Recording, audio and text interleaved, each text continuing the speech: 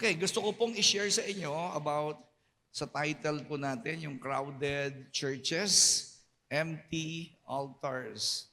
Sabihin natin sabay-sabay, Crowded Churches, Empty Altars. Lagi ko pong nasasabi, no? Ako po ay 32 years ng pastor at marami na po ako napuntahang simbahan, hindi ko na mabilang sa loob ng 32 taon. At ang isang nakalulungkot po na pangitain sa isang simbahan ay yung marami nagsisimba pero yung puso po nila ay empty. Alam niyo yun, walang laman. Kaya ang tawag po kasi sa ating katawan ay temple, tama? Nung araw sa Old Testament kung nagbabasa kayo ng Bible, pumupunta po sila sa temple. Nagdadala po sila doon ng hayop, ng mga kambing, tupa. Ang tawag doon, nag-o-offering sila sa altar. Pero malinaw naman po, mula nung si Jesus ay namatay at muling nabuhay, ang altar na po ng Diyos ay ang ating buhay. Ama, are you following? Are you following? So, hindi na po sa iyo yung katawan na yan. Kung ikaw ay Christian, I hope you are all Christian. Sana lahat po kayo ay tagasunod ni Jesus. Kapag tagasunod ka ni Jesus ngayon, ito na po yung altar at nandito na rin yung offering. Alright? Ito na yung altar, ikaw pa yung offering. Hinag-isa na po yun. Kaya hindi na po tayo nagdadala ng hayop dito, ng dugo, ng hayop, kundi ang inihahandog natin sa Diyos every Sunday ay yung buhay mo na malinis. Tama? Kasi ang sabi po ng Bible kay Moses, sabi ng Diyos kay Moses, Moses, sabihin mo sa Israel, huwag sila magdadala ng maruming hayop. Hindi ko tatanggapin yan pag nagdala sila dito ng maruming hayop.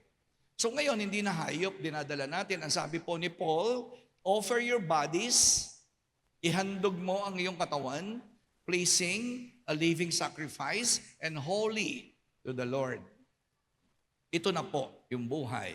Kaya bago ka pumunta ng Sunday, pag pumupunta po kayo sa church, baka hindi nyo po alam, ang tawag nyo, nagsisimba kayo. Tama? Hindi po tayo nagsisimba. Nag-o-offer po tayo sa Lord. Hindi pera, huwag kayong mag-alala. Hindi po ikapo. Ang hinahandog po natin ay yung buhay na malinis. Mula Lunes, Martes, Miyerkules, Huwebes, Biyernes, Sabado, and then pupunta ka sa church, ihahandog mo sa Diyos itong buhay, the body which is a living sacrifice, holy and pleasing to God. Yun po yun. Kaya nga po ang problema po ngayon sa panahong ito, ang mga tao po ay simba ng simba. Kaya napapansin mo, kanta sila ng kanta sa Diyos, nagbibigay sila ng offering, lahat po yun hindi tinatanggap ng Diyos. Hindi po talaga. Kasi ang tinitingnan po ng Diyos ay yung buhay mo na ihahandog mo dito sa altar. This is the altar and also your life is an altar. Sana maintindihan niyo po ito. Kaya hindi po biro-biro maging Christian. Hindi biro na maging tagasunod ni Kristo. Kasi po, iaalay natin ang buhay natin. Kaya nga po si Abel, natuwa ang Diyos sa kanya. Bakit? Kasi yung iaalay niya, inaalagaan niya yon. Alam niyo ba, nung unang panahon, aalagaan mo yung tupa. Mula pagkapanganak, pipiliin mo yung the best. Si Abel, pinapaliguan niya yan. Kasi one day, sabi niya doon, kinakausap niya yan, one day, dadaling kita sa altar, ihahandog kita sa Diyos. Kaya kailangan malusog ka, kailangan malinis ka, kailangan wala kang sakit, papakainin kita. Katabi sa pagtulog yun. Alam niyo ba yun? Tinatabi nila sa pagtulog. Yung mga tupa, kordero na inihahandog sa Diyos. Ngayon, ito na yun. Inaalagaan ko tong buhay ko, malinis. Parang ano po ba yun? Malinis, tinanggap ng Diyos yung handog ni Abel kasi inalagaan niya, binantayan niya, pinaliguan niya, pinakain niya. Nilayo niya sa lahat ng hindi magaganda. Hindi niya tinanggap yung handog ni Cain kasi Walang kwenta yung handog ni Cain. Pinitas lang dyan, pinitas lang dito, and then, yan na handog ko. Parang yung ginagawa ng marami. Pag Sunday, pupunta ka sa church, hindi ka naman naka-ready. Okay? Basta, simba lang ako, okay na yon. No, you are preparing to offer your bodies. Kaya nga, marami kang makikitang church, puno ang upuan, pero walang laman ang puso. That's the problem. That's the problem. Nakikita kasi ng Diyos ang puso natin. Ang sabi ng Bible, God looks at the heart. God looks at the heart. Hindi po tumitingin ng Diyos sa damit mo, sa laki ng binigay mo. Tumitingin ng Diyos mula Lunes pa lang, 365 days a year, 24/7. Kaya isang linggo ka hindi nag-pornography. Tama? Isang linggo ka hindi nanood ng kabastusan at kababuyan. Kasi alam mo, magsisimba ka ng linggo. Hindi tayo mabait ng linggo. No, it doesn't work. Hindi ka nagmura ng isang linggo. Hindi ka nagmura. Kasi ihahanda mo yung katawan mo. I-offer mo itong katawan na to sa altar. Para pag upo mo dyan, nagsisimula pa lang ang kantahan, hinihipo ka na ni Lord. At pag nagsasalita, yung preacher dito, nagre-receive ka kasi nakahanda yung offering mo. Tinatanggap ng Diyos. Kaya pag nagtaas ka ng kamay, natutuwa ang Diyos. Hindi ka pwedeng bulungan ni Satanas. Alam niyo ba yon? Na kapag tayo umaawit sa Diyos, at nagtataas ka ng kamay, may bumubulong-bulong sa'yo. Mataas-taas ka pa ng kamay. Kahapon lang, nagnakaw ka. Di ba? Naku paiyak-iyak ka pa dyan. Pero no isang araw, nakipag-sex ka sa hindi mo asawa. Alam mo yun, may bumubulong na gano'n. Naku, pakanta-kanta ka pa dyan. Meron talagang gano'n, meron talaga. Pakanta-kanta ka pa dyan, pero minura mo yung nanay mo. Di ba? Yung teacher mo, grabe, pinagsalitaan mo na masama yung teacher mo. Right? Hindi mo maloloko kasi ang Diyos saka ang demonyo. May bubulong sa iyo dyan. Huwag ka nang pakanta-kanta dyan, nagkukunwari ka lang. Or, pag tinaas mo yung kamay mo, sasabihin sa iyo ng Diyos, "This is my son, whom I am well pleased." Mamimili kayo. Mamimili lang talaga kayo doon. Hindi mo maloloko sarili mo. Kaya dadating ang time, hindi na nagsisimba mga tao. Kaya dadating ang time, hindi ka na magdadasal. Dadating ang time, hindi ka na magbabasa ng Bible. Kasi mararamdaman mo, niloloko mo lang ang sarili mo. Parang kay Jesus. Si Jesus, nung nandito sa lupa, ang sumusunod sa kanya is 20,000, 30,000, di ba? Kasi nga, nagpapakain, nagpapagaling siya. Kasi galing niya magturo eh. So everywhere Jesus went, people are going after him. Crowds. The Bible said it's around 20,000, 30,000. Kasi nagpapagaling ng sakit. Di ba? Parang yung mga nagsisimba ngayon, pupunta lang ng church kasi may problem. Pero the whole week, hindi naman sila sumusunod. Kaya pagdating ng panahon, iniwan na nila si Jesus. Bakit po? Kasi nga, napansin nyo, sa cross, isa na lang ang tao doon, si John. Napansin nyo? Nung siya po ay nahihirapan sa cross, isang disciple na lang ang natira, na wala na yung thousands. At nung siya po ay papanik na ng langit sa Matthew chapter 28, ang sabi po doon, 500 ang nandun. 500 disciples nandun. Nakita siya, nadinig siya. Sabi ng Panginoong Jesus, huwag kayong aalis sa Jerusalem. Mag-intay kayo. May mangyayari sa Jerusalem after 50 days.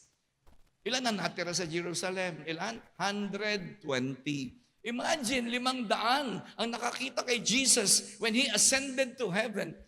But how many believe? 120. Pakunti ng pakunti. Bakit po kaya ganon? Kasi nga po, walang laman yung puso. Wala nang excitement. Wala nang fire. Wala nang love. Wala nang passion. Wala nang purpose. Basta ganon, hindi kayo tatagal. Hindi kayo tatagal. Siguro ngayon, pasimba-simba ka lang. Tapos isang araw, tatamarin ka na magsimba. Mangyayari sa iyo, magiging twice a month ka na lang magsisimba. Later on, once a month. Ganun lang. Padalang na ng padalang. Why? Kasi nga yung altar, hindi na talaga katanggap-tanggap yung buhay mo sa Diyos. Ito yung verse, ito yung dahilan. Ano ba dahilan? Bakit hindi na sumusunod ang maraming tao? Luke chapter 14. Ano sabi po ng Panginoong Jesus? Siya nagsalita rito. Si Jesus nagsalita dito.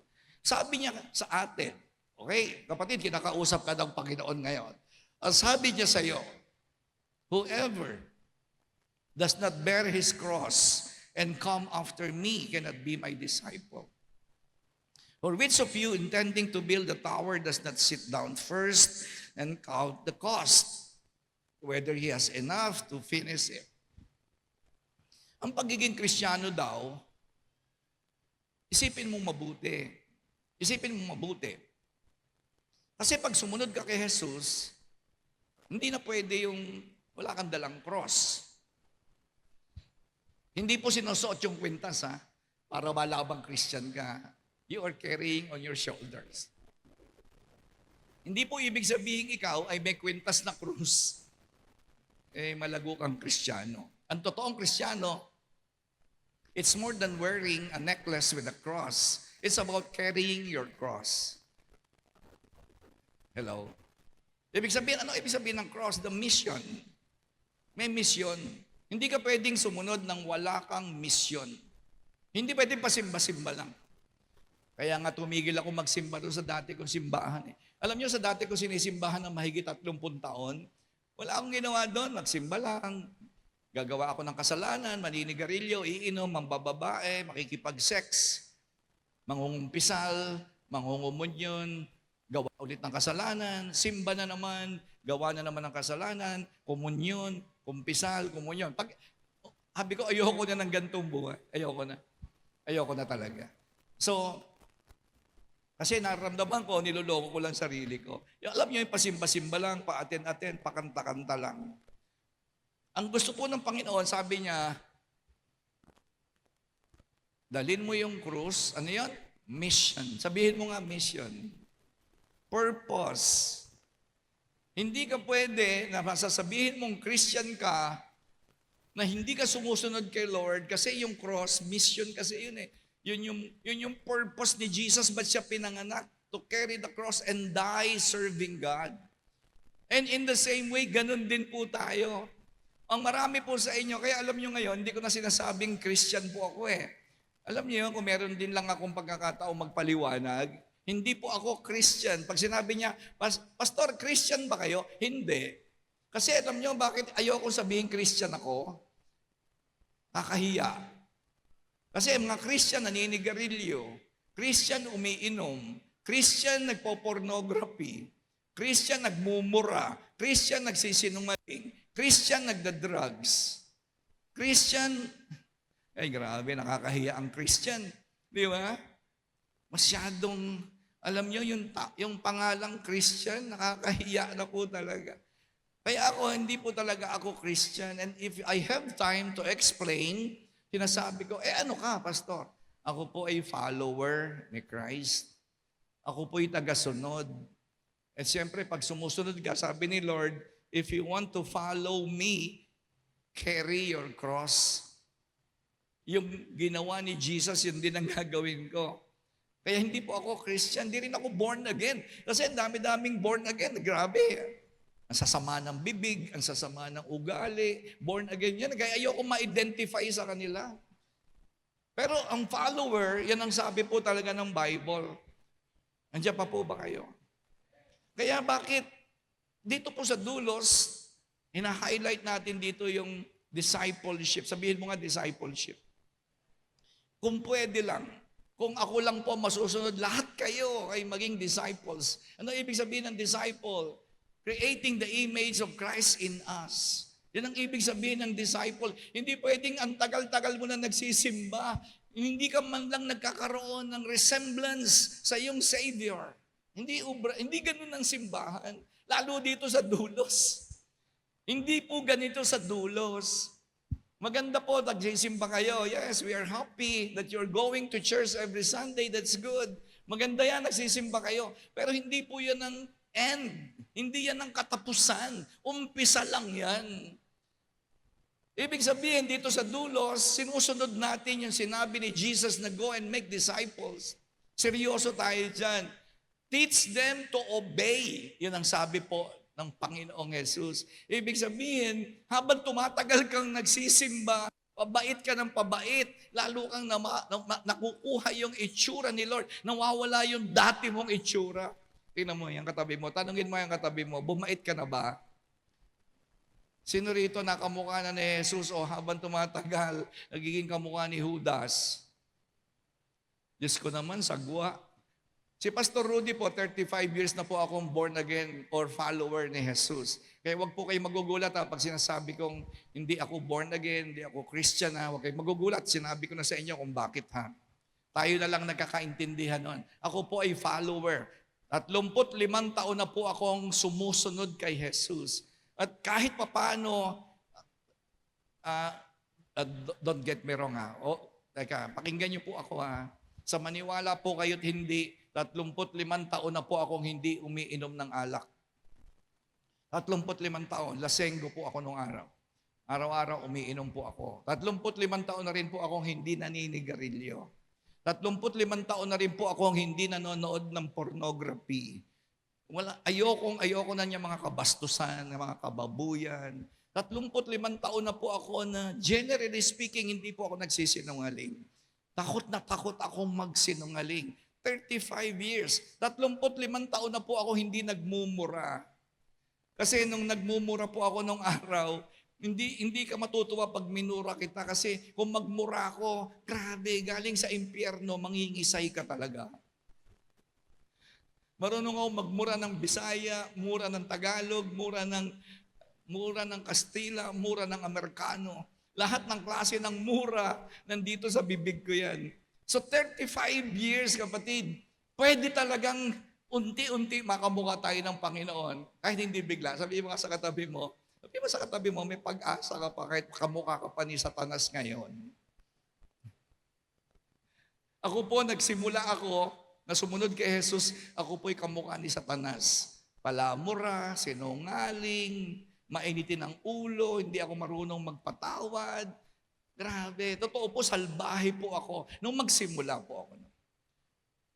Kaya nga iningatan ko sa loob ng 35 taon, tuwing magsisimba ko, sabi ko, Lord, gusto ko pag kumanta ako, tatanggapin mo yung offering ko. Lord, gusto ko kapag itinaas ko yung kamay ko, walang bubulong sa akin. Napakanta-kanta ka pa dyan, mapagkunwari ka, sinungaling ka naman, di ba? Gusto ko kasi pag nasa simbahan ako, tinatanggap ng Diyos yung aking offering. Hindi lang ako mauupo sa simbahan.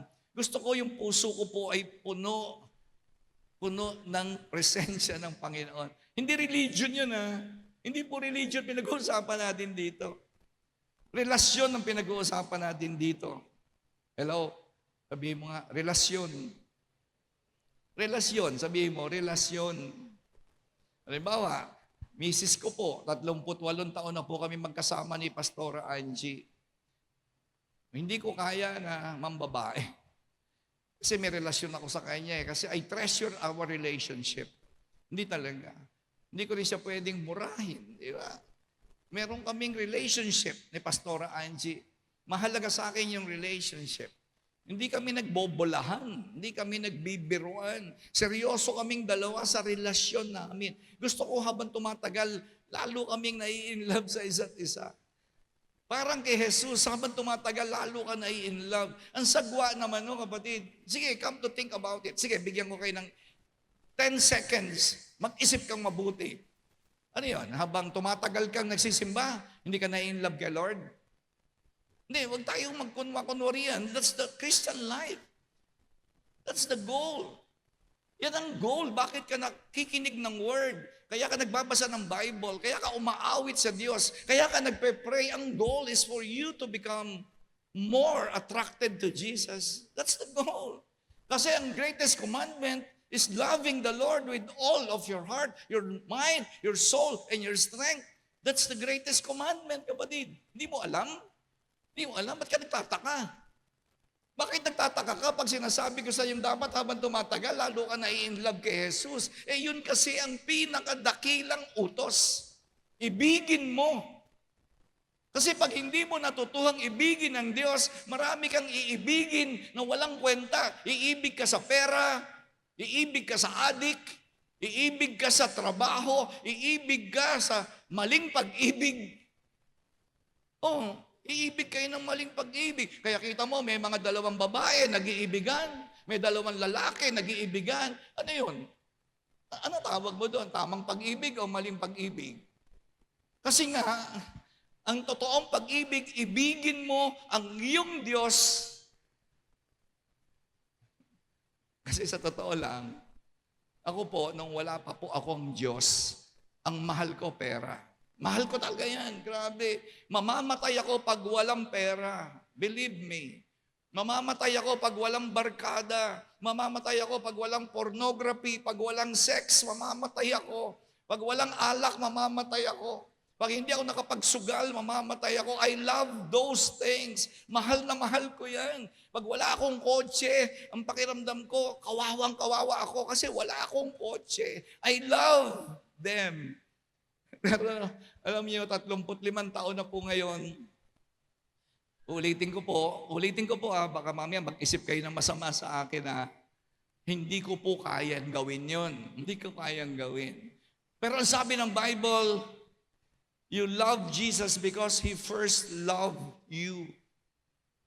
Kaya lang tayo natututong magmahal sa Diyos kasi una siyang nagmahal. Hindi ko siya mahal. Maniwala kayo, hindi ko mahal ang Diyos. And I don't have the capacity to love God. Wala. Kahit sino sa inyo, hindi nyo kayang mahalin ng Diyos. Kaya lang napakabait ng Diyos. Habang nagsisimba tayo, habang nagbabasa tayo ng Bible, habang hinahanap mo siya, ang sabi ng Bible, if you will seek me with all of your heart, you will find me. Paano raw? With all of your heart. You don't seek God with all of your mind. You don't seek God with all of your intellect. No, you seek God. Sabi niya, paghahanapin mo ako ng buong puso, makikita mo ako because I love you, sabi ni Lord. Huwag kayong magtaka. Huwag kayong magtaka. Di ba marunong ko magmahal sa pera? Yung katabi mo. Tignan mo yung katabi mo. Love na love niya yung money. Hindi, 5 ang mahal niya. 5. Mahal niya ang atik. Mahal niya atik, money, pera, datong, salapi. Di ba marunong kayong magmahal? Sino rito may syota? Baliw na baliw ka sa syota mo. O, imposible ba?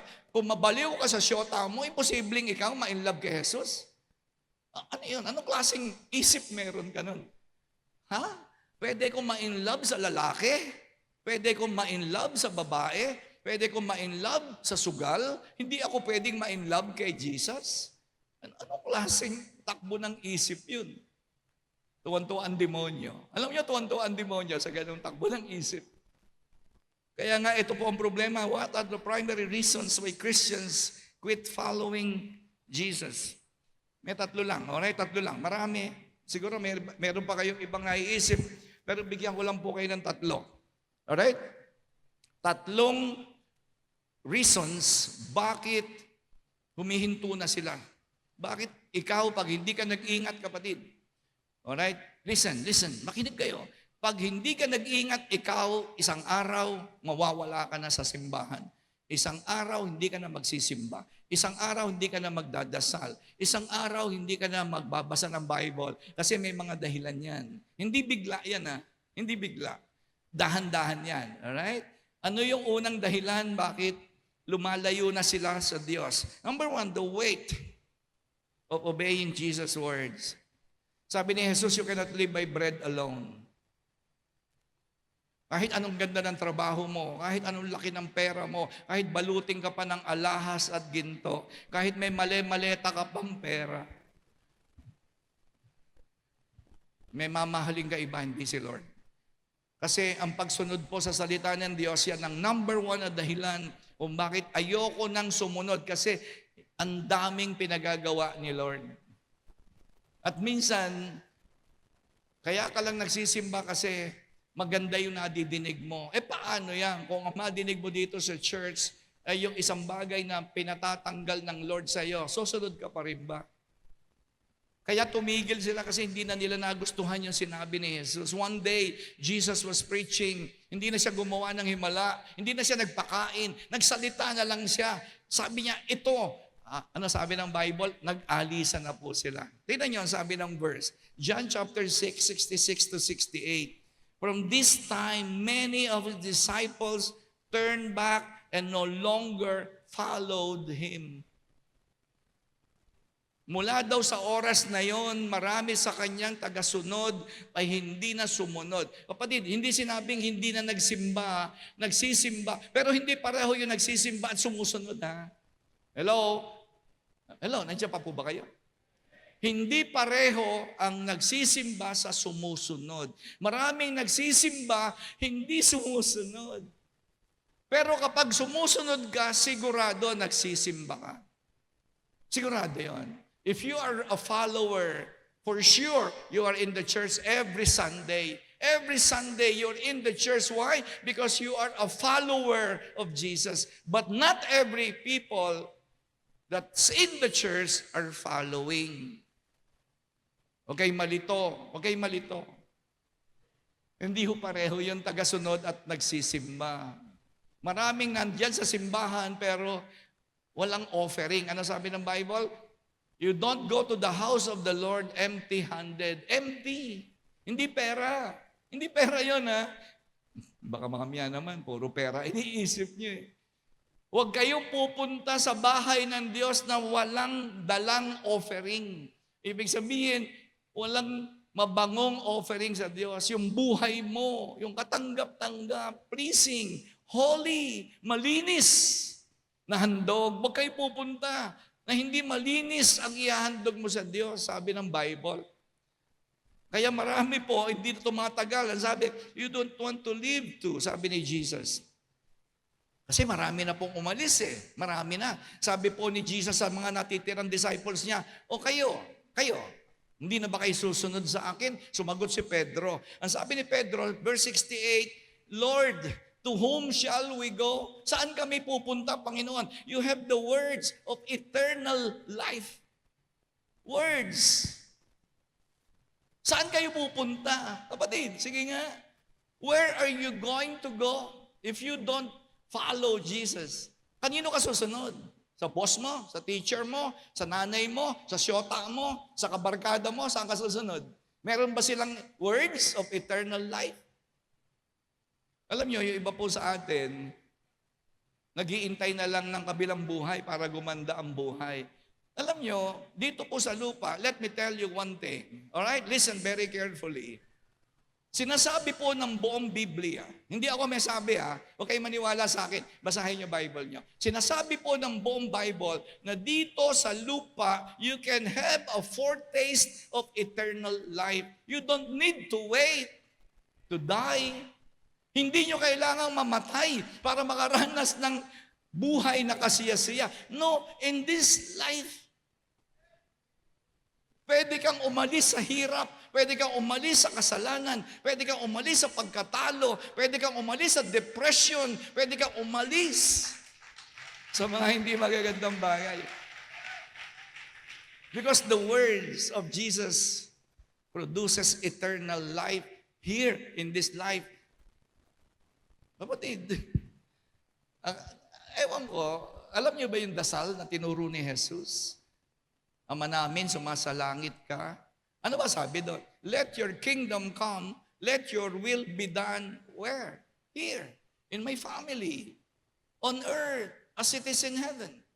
In my physical body, in my finances, in my relationships, in my mind, in my emotions. Diba? Yun ang prayer. Let your will be done on earth. Ano ba ibig sabihin ng on earth? Sa asawa ko, sa anak ko, sa buhay ko, sa business nyo, sa ministry ko, sa kalusugan nyo, sa emotional health ninyo. Lahat. Hindi mo kailangang mamatay para makaranas ng eternal life. Dito po sabi ni Pedro, where are we going to go, Lord? Saan kami pupunta? Sa iyo lang nanggagaling ang salita ng buhay. Kaya nga sabi ni Lord, I came that you may have life. Life to the full. Pwede kayong hindi mabuhay ng, alam nyo, naaawa ako sa ibang tigadulos. Ang tagal-tagal na nagsisimba, baon pa rin sa utang. Hindi kalooban ng Diyos yan, kapatid. Sa totoo lang, hindi kalooban ng Diyos yan. Kung talaga susunod lang kayo sa salita ng Diyos, nandiyan pa po ba kayo? Kaya, kailangan po nating maniwala sa salita ng Diyos. Nandiyan pa po ba kayo? Kaya kita nyo, pinaniniwalaan ng mga taong ngayon. Alam nyo, talagang sobrang kasinungalingan ng demonyo, maraming born again, digadulos, naniniwala sa demonyo tinatanggap na ninyo. Ako, hindi ko tinatanggap yan Di ba? Normal na lang yon na bago ka mamatay, ma-hospital ka muna ng 1 buwan, 2 buwan, 3 buwan, tapos baon sa utang pamilya mo. Hindi ho normal yun. Hindi ho kalooban ng Diyos yun. Biro mo, mamamatay na lang. Sabi ko, Lord, mamamatay na lang, mababaon pa sa utang. Ganun ba talaga? Normal ba yun? Hindi normal yun. Kasi ang prayer ni Lord, let your kingdom come, let your will be done on earth as it is in heaven. Kung mamamatay man ako, hindi mababaon sa utang pamilya ko. Kasi hindi kalooban ng Diyos yun. Kasi alam ko, the words has eternal value in this life. Hindi ako ma-ICU na magbabayad ang pamilya ko, mangungutang, grabe, 10 araw, ilang milyon na, wala naman kayong pera. Hindi naman kayo sasagutin ng PhilHealth kasi ninakaw na ang pera. No? Ako baka magalit sa akin dito yung walang pera, mga ospital, walang gamot. Pero bakit tinatanggap na ng tao ngayon? Na bago ka mamatay, kailangan maghihirap ka muna. Sabi ko, Lord, palagay ko hindi naman ganun. Hindi ka ganun, Lord. Pero mo mamamatay na lang, mababaon pa sa utang. Bakit maraming tao parang normal na lang yun? Tama? Ako hindi ako papayag. Hindi talaga ako papayag. Kasi alam ko ang salita ng Diyos. Ang sabi kasi ni Jesus, kung hindi mo payagan sa lupa, hindi papayagan sa langit. Kaya ako hindi ako kakainin ng cancer. Hindi ako kakainin ng cancer. Alam niyo, yung katawan ko kakainin ng mikrobyo. Diyos ko po. Kaya sabi ko kay Lord, sabi ng Panginoon sa akin, Rudy, unahin mo lang ang aking misyon, dalin mo lang yung krus mo. Sumunod ka sa akin araw-araw. Sagot kita. Ako bahala sa lahat ng kailangan mo. Hindi ba totoo yun? Hindi kayo naniniwala doon. Kaya sabi ko naman kay Lord, Lord, itotodo ko na. Panginoon, itotodo ko na. Lahat ibibigay ko sa iyo. Pero yung kalooban mo ang masusunod sa buhay ko, hindi ako magkakakanser, hindi kami maghihirap sa buhay, hindi mapapariwara ang mga anak ko, ang mga disciples ko aasenso sa buhay, yung mga inaalagaan namin ni Pastor Angie, aangat sa buhay yan. Walang maghihirap dyan. Hallelujah. Come on, palakpakan po natin ang Panginoon. Kasi the words of Jesus has eternal value. Pwede kang umalis sa pornography, pwede kang umalis sa homosexuality. Wala akong pakialam kahit tumanda ka ng bakla, pwede kang maging tunay na lalaki because the words of Jesus have eternal value. Starting in this life, not after this life, today. Sabihin mo nga sa katabi mo, ngayong araw na to, pwedeng magbago buhay mo. Nandiyan pa po ba kayo? Kaya, yung iba tinatanggap na ninyo. Di ba? Yung iba tinatanggap na ninyo na habang tumatanda kayo, pumapangit kayo. Tama, tira mo yung katabi mo. Tanggap na niya yan. Di ba sabi mo, Mars, ba't pumapangit ka? Ano sabi ni Mars? Talaga gano'n, tumatanda Yung iba naman, habang tumatagal, naghihirap ang buhay. Ha? Talaga bang gano'n? Kailangan habang tumatagal, naghihirap ang buhay mo? Kayo lang yun. Ako, hindi po talaga ako papayag doon. Kaya nga marami hindi na nagsisimba. Bakit? Simba ng simba. Hindi naman nababago buhay. Hindi ko sila masisisi kung huminto na sila magsimba. Pero kapatid, kaya may simbahan, kaya may Bible, kaya may dugo ni Jesus, kaya may prayer, kaya may cell group, kaya may Holy Spirit, kaya meron tayong tatay sa langit, kaya namatay si Jesus sa cross para hindi kayo manatiling mahirap sa buhay. Ano yun? Ano yun? Namatay si Jesus sa cross, binigay ang buhay, hinugasan ng dugo ang kasalanan mo, may Holy Spirit pa, may tatay ka pa sa langit, meron ka pang Bible, meron ka pang simbahan, meron ka pang cell group, tapos baong ka sa utang. Ano yan? Ay nako, Diyos ko po. Kaya maraming umaalis na po sa paglilingkod. Ang problema ba? Ang Diyos? Hindi. Ang problema yung puso nila. Ang problema yung buhay nila pang araw-araw. Araw-araw. Hindi natutuwa ang Diyos sa buhay nila. That's number one. Number two, the pressure of waiting while serving.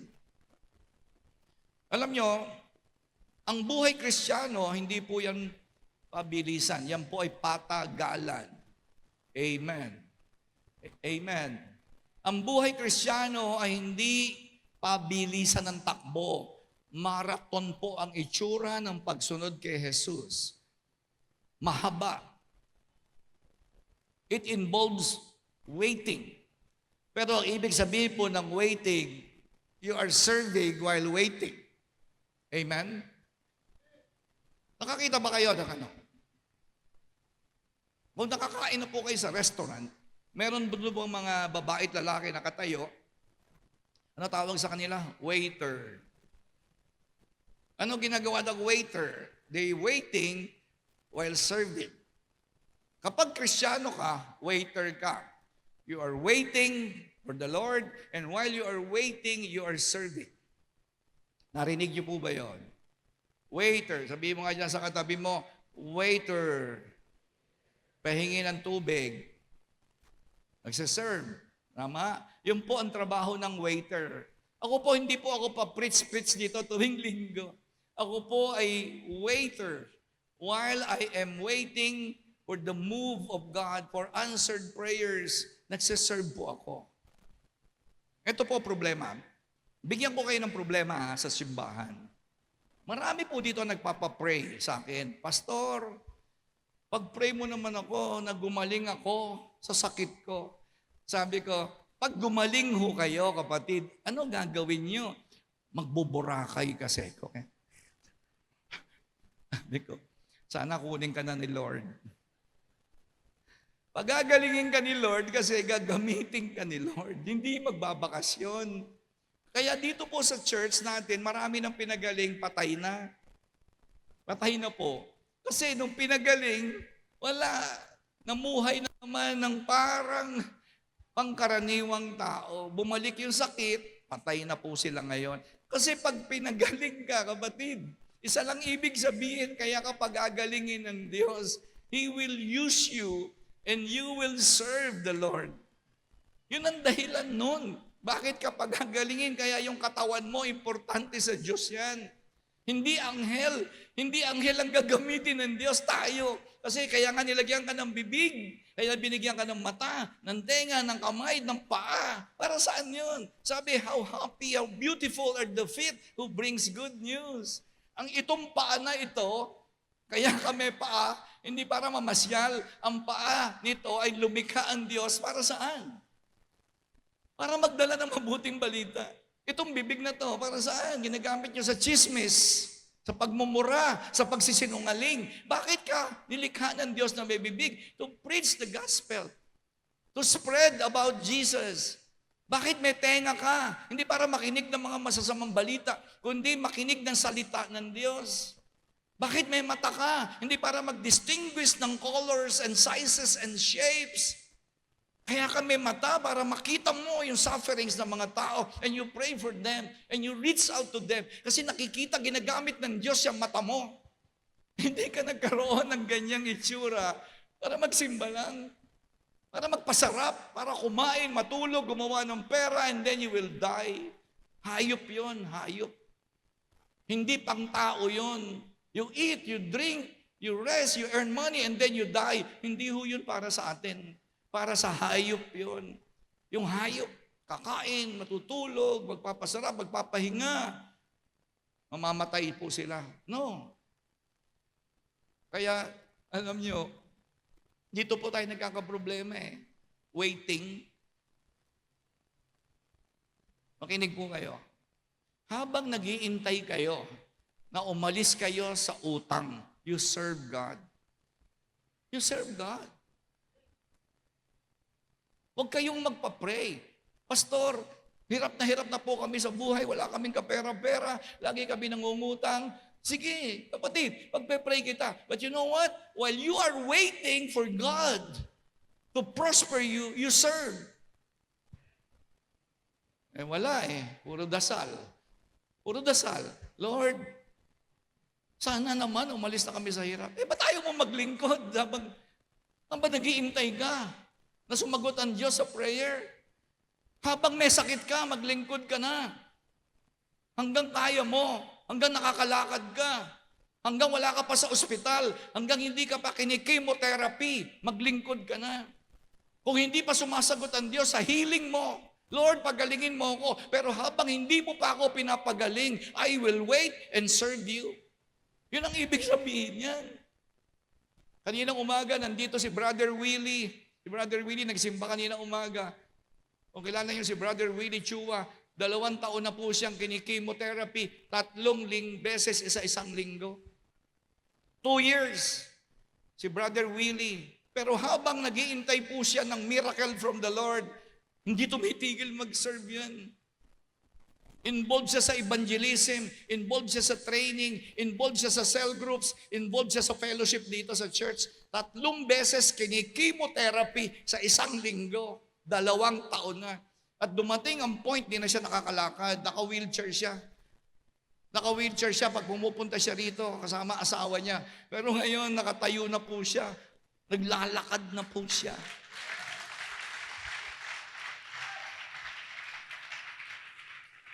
Sino rito, bago ka mag-serve sa Lord, gusto mo i-chemotherapy ka muna? Taas ang kamay, pagpe-pray ko po kayo.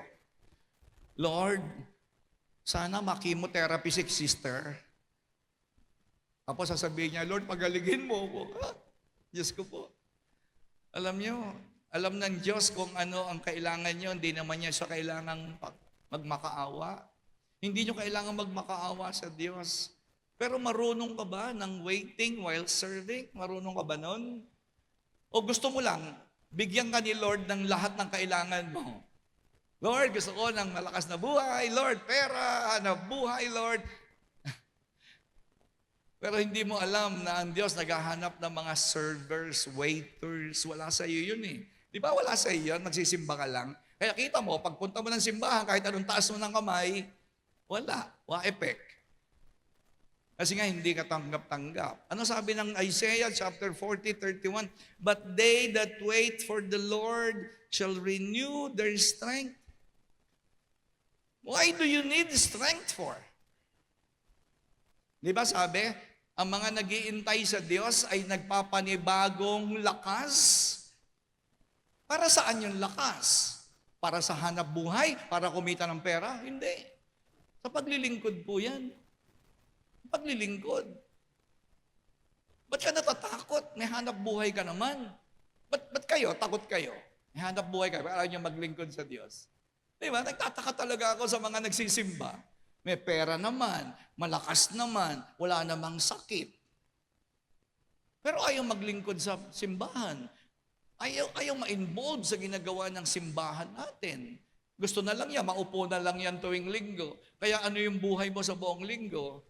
Kain, tulog, trabaho, bayad ng Meralco, bayad ng kuryente. Hanggang mamatay ka na, ganyan na lang gagawin mo. Hanggang mamatay ka, ganyan na lang. Bayad ng upa, bayad ng kuryente, mga estudyante, habang hindi pa kayo nakakatapos ng pag-aaral, serve the Lord. Habang nag-aaral kayo, you are waiting for God to promote you. Habang ikaw ay nasa high school, mag-serve na kayo. This is the best time to start serving the Lord. Pag hindi, magsasawa kayo sa kaiikot-ikot ng buhay nyo. The same problems, the same life, the same colorless, black and white life. Walang ka-excitement. Kaya ang mangyayari sa iyo, aalis ka na. Isang araw, mawawala ka na sa pag-sisimba. And the last one, ano dahilan? Bakit nawawala ang mga tao? Ba't tumitigil? Ba't ayaw nang magsimba? Ayaw nang magbasa ng Bible? The absence of personal altars. The absence of personal altars.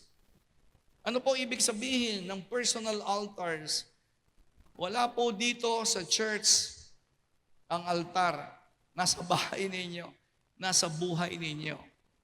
Sino rito, araw-araw, Lunes, Martes, Miyerkules, bago ka maghanap buhay, iseset mo muna yung altar mo. Ano ibig sabihin? Pray ka muna, nag-worship ka muna, nagbabasa ka muna ng Bible. Yun po ang ginagawa sa altar every day. Hindi dito sa church. Hindi nyo napansin, hindi po tayo nagpe-pray ng revival dito. Hindi nyo napapansin yun, na wala kayong nadidinig dito na, Lord, magdala ka ng revival dito. No. Hindi ganun talaga ang Diyos. Ang revival should be starting at home. Revival should start at home. Ang tatay, naglilid ng prayer yan. Yan ang revival. Ang nanay, sila ng mag-asawa, nagsaserve sa Diyos yan. Ang mga anak, walang sigawan sa bahay. Sino sa inyo, ang bahay ninyo, ang music, praise and worship, o ang music ninyo ay Eraserheads? Kaya nga, hindi ka na praise the Lord, erase the Lord. Kasi Eraserheads ang patugtog mo sa bahay, di ba? K-pop. Sino sa inyo ang tumutugtog sa buong maghapon, K-pop? Kaya nga, wala kayong revival sa bahay. Sa akin kasi, bawal yung mga ganyang music sa bahay ko. Sabihin na ninyo na ako ay panatiko. Okay lang yun. Kasi naranasan ko na po maging panatiko kay Satanas eh. Naranasan ko na yun, panatiko ako sa demonyo nung araw. Kung ano gusto niya, gagawin ko, manakit ng kapwa, magnakaw, magsinungaling, magmura, magkabaling bastos, lahat yan ginawa ko na yan. Kaya ngayon, okay lang, na sa bahay namin, bawal magmurahan. Bawal magsinungaling sa bahay ko. Bawal. Bahay ko naman yun eh. Sabi mo sa katabi mo, kana makialam, bahay naman ni pastor yun. Kaya hindi po ako pumupunta rito sa church, as mag-iintay ako rito, Lord, sana magka-revival dito sa Fisher Mall. No. Dinadala ko po ang revival dito. Galing pa lang sa bahay namin, ang puso ko po ay revive na. Ano ba ibig sabihin ng revive? Bakit ka ba nire-revive? Tingnan mo yung katabi mo, kung ready na sa revival. Yung mga naghihingalo kasi yun. Nire-revive. Nakakita na ba kayo ng nire-revive sa ospital? Yung kinukuryente. Tingnan mo yung katabi mo nga kung ready na para kuryentehin yan. Hindi ako nagpaparevive sa Diyos dito. Sa bahay pa lang. Kasi doon worship kami. Ang music ko po umaga lang, papuri sa Diyos. Pagising ko, hindi po ako kakain. 35 taon, hindi ako kakain hanggang hindi muna ako nagpe-pray, nagbabasa ng Bible. Sino rito, paggising mo, kain agad. Tingnan mo yung itsura niyan. Malalaki yung mga ganito. Yung paggising, kain. Malalaki yung mga ganito nila. Pero yung puso, walang laman. Hindi, mga kapatid. Sa totoo lang, sa dami ng problema sa buhay na ito, ama, sa dami ng problema, pagkatapos hindi mo pa uunahin ng Diyos, kakainin kayo ng buo ng problema. Maniwala kayo, ma-stress kayo, madidepress kayo. Kanina lang may pinag-pray ako. Kanina, alas 10, dito lumapit, pastor, pag-pray mo ako. Depress. Depress siya. Sabi ko, kapatid, alam mo, kaya ka depress, alam mo, kasi ibig sabihin, sinasabi ni Lord sa iyo, hanapin mo na ako. Hanapin mo na ako. Kasi pag talagang wala ang Panginoon sa dami ng problema sa daigdig, grabe ang gulo ng buhay. Kapag hindi mo inuna ang Diyos at nandito ka sa Pilipinas, meron akong advice sa iyo, kapatid, umalis ka na ng Pilipinas kasi dito malabo na kinabukasan niyo. Pag ang Diyos ay wala sa buhay mo sa Pilipinas, umalis ka na, gumawa ka na ng paraan, mag-abroad na po kayo. Kasi dito sa kasalukuyan, wala na po tayong pag-asa. Wala na talaga. Kahit sino maging presidente dyan, pag wala ang Diyos, pag walang revival sa personal nating buhay, kapag wala po tayong personal altars na every morning, sisindihan mo agad yung liwanag sa altar ng buhay mo. Bubuksan mo na agad ang salita ng Diyos. Makikinig ka sa words of eternal life. Hello, nandiyan pa po ba kayo? Pag ngayon, hindi ka pa natutong sumunod sa Diyos, Ang sabi po ng Joshua chapter 24 verse 15, "But as for me and my household, we will serve the Lord." Household, tatay, nanay, kuya, ate, bunso, sa bahay pa lang. Sa bahay pa lang. Hindi dito sa dulo Huwag kayong umasa dito sa church. Kung dito pa lang, kalahati pa lang sana natin may revival na kayo sa bahay nyo. Lunes pa lang may revival ka na. Martes may revival ka na. Kita mo kahit mahirap ang trabaho sa opisina, hindi ka nagre-reklamo, right? Bakit? Revive ka nga eh. Kaya kahit maliit lang ang sweldo mo, marunong ka magpasalamat sa Diyos. Kahit ang daming problema mo yung mga nangyayari sa paligid, may problema ka sa pera,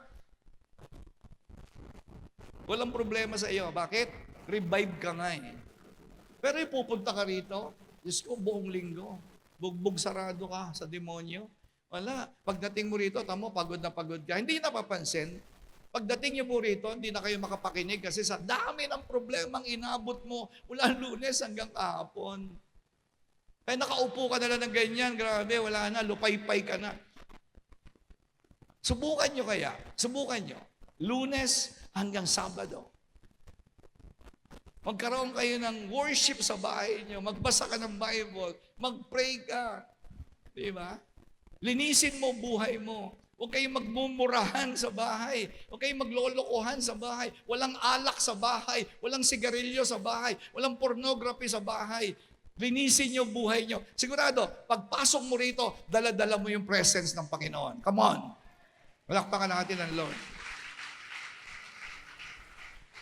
Madadamay sa'yo. Yung mga malalamig dito sa dulos, madadamay sa'yo. Kasi may dala kang apoy. Because you are carrying a fire of revival from the Holy Spirit. Because the revival doesn't start at the church. It starts at home. Basahin nyo Bible nyo. Basahin nyo Bible nyo. Si tatay ang magsisimula niyan. Si nanay ang magsisimula ng revival sa bahay. Kung gusto mong umalis sa utang, marami sa inyo, puro lagi na lang problema, pera. Grabe. Walang katapusang problema sa pera. Kailangan nyo magkaroon ng revival sa bahay pa lang. Hello? Pwede po ba tumayo po tayong lahat? Kapag ngayon, at this point in time, bakit kailangan ngayon pa lang mga bata, dalagat, binata, tatay, nanay, ate? Ba't ngayon pa lang kailangan mo ng lumuhod sa Diyos? Bakit kailangan everyday? Kasi the day will come whether you like it or not, that all knees shall bow and all tongue will confess that Jesus is Lord. Hindi yung Jesus is Lord sa Bukawi ha. Lahat ng labi ay magsasabi at lahat ng tuhod ay luluhod at magsasabing si Jesus ang Panginoon. Kapatid, pag ngayon pa lang, hindi ka marunong lumuhod sa Panginoong Jesus. Sabihin ko sa iyo, dadating ang time kahit sabihin mong ayoko lumuhod. No.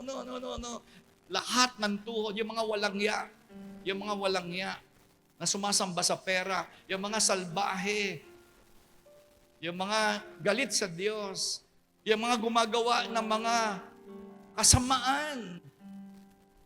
Alam nyo, wala sila magagawa.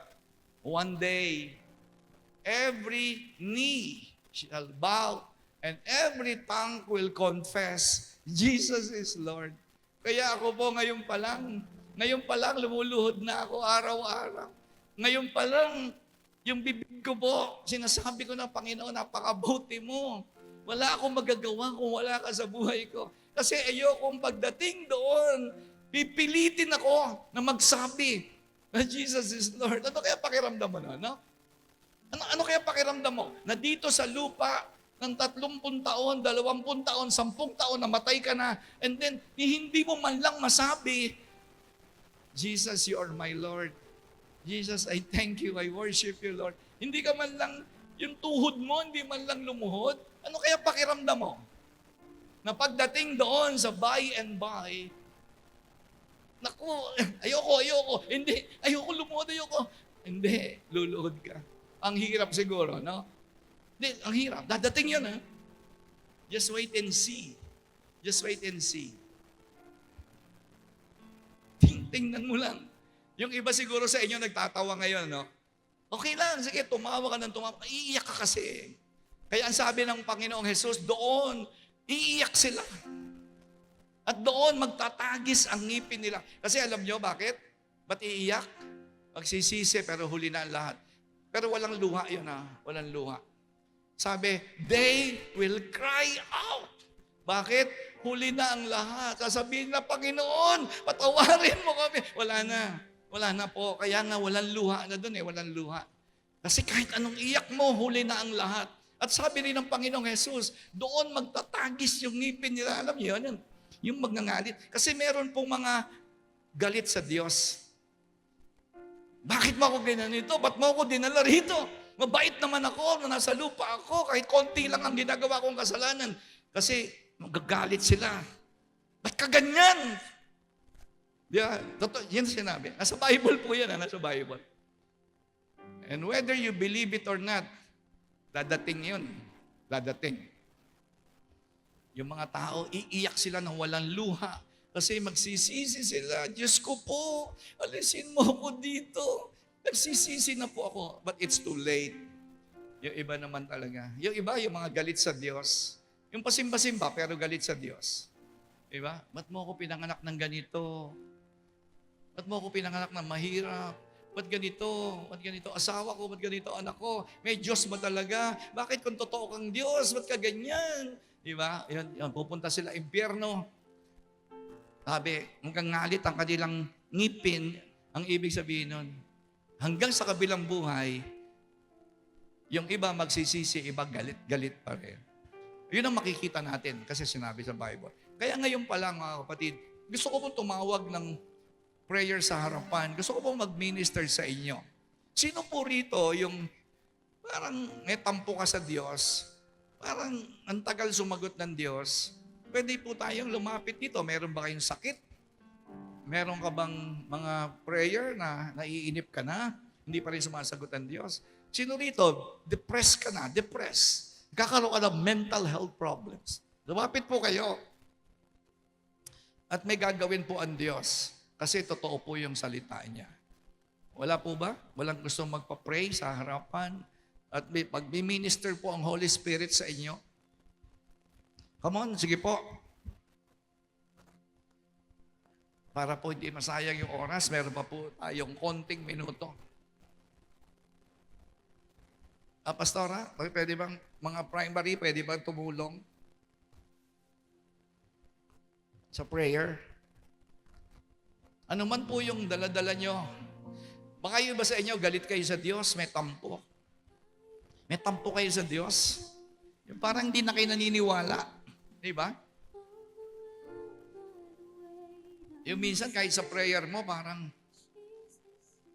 kulang na lang, sigawan mo ang Diyos, di ba? Dahil parang hirap ka na sa buhay. Tatay mo, lasenggo, tatay mo, nagda-drugs, iniwan ka ng tatay mo, iniwan ka ng nanay mo, dami mong galit sa puso. Alam niyo, it's about time, dito po sa altar, at least may laman yung puso mo. Di ba? Don't go to the house of the Lord empty-handed.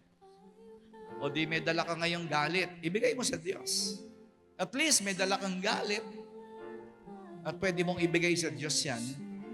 Di ba? Meron kang laman, lungkot, depression, bigay mo sa Lord yan.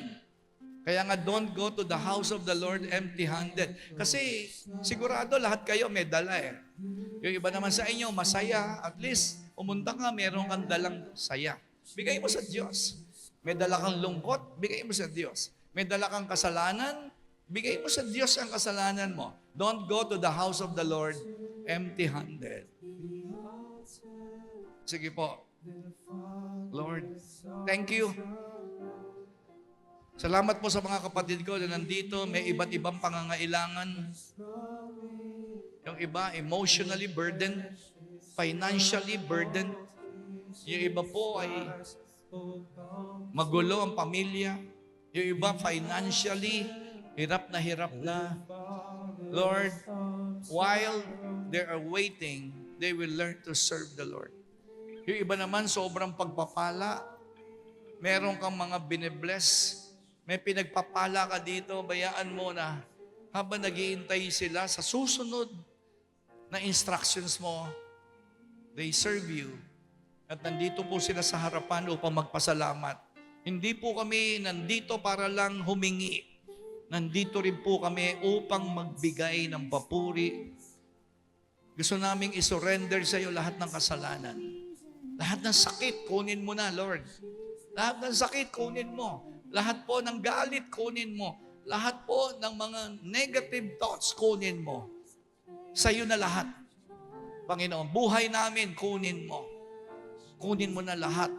Lord, we abandon ourselves before you. Kunin mo lahat. Ang pamilya namin, we offer them to you. Ang aming pangarap, we offer them to you in this altar. Lord, lahat ng mga nagawa naming kasalanan in the past, we offer them to you. Salamat po.